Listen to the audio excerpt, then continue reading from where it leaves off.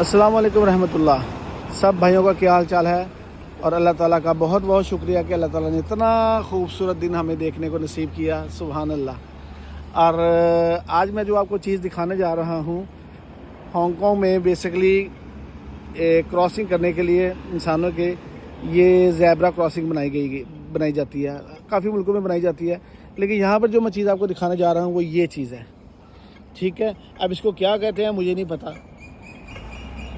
Basically یہ اس لیے ہوتی ہے جیسے کہ ابھی اشارہ بند ہے، کسی طرف سے تو کھلا ہوگا لیکن زیادہ تر بند ہے. تو یہاں پر انہوں نے کہا ہے کہ اس کو ہاتھ کیسے پریس کریں. یہ ابھی ایک بیپ ہوئی ہے، اس کا مطلب یہ ہے کہ اس نے ساتھ لکھا ہے کہ پلیز ویٹ کریں. جیسے ہی اس کو فیل ہوگا کہ ٹریفک کا فلو کم ہے تو وہ اشارہ کھول دے گا.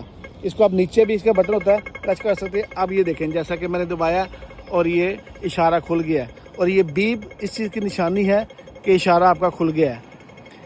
اور دوسری چیز، ایک چیز میں پہلے آپ کو دکھاتا ہوں. یہ گرین اشارہ ہے، سگنل کھلا ہوا ہے. یہ نیچے جگہ جگہ بنائے گئے ہیں یہ ربڑ کے.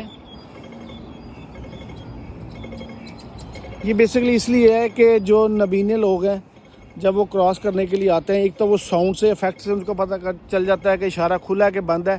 جیسے کہ ابھی تھوڑا سا میوزک فاسٹ تھا، اس کا مطلب اشارہ کھلا ہوا ہے. ابھی یہ چھوٹی چھوٹی بیپ چل رہی ہے، پیپ پیپ پیپ، اس کا مطلب ہے کہ ویٹ کریں، ابھی اشارہ آپ کا بند ہے.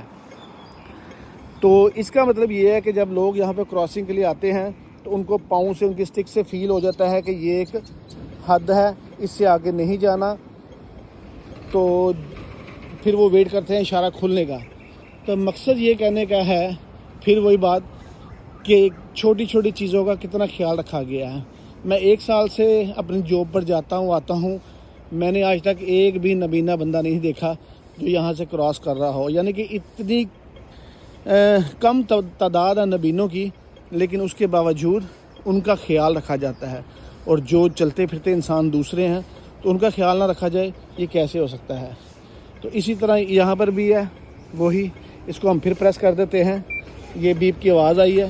ٹھیک ہے، ابھی چونکہ ان کا اشارہ کھل گیا ہے تو تھوڑا سا ہمیں ویٹ کرنا پڑے گا.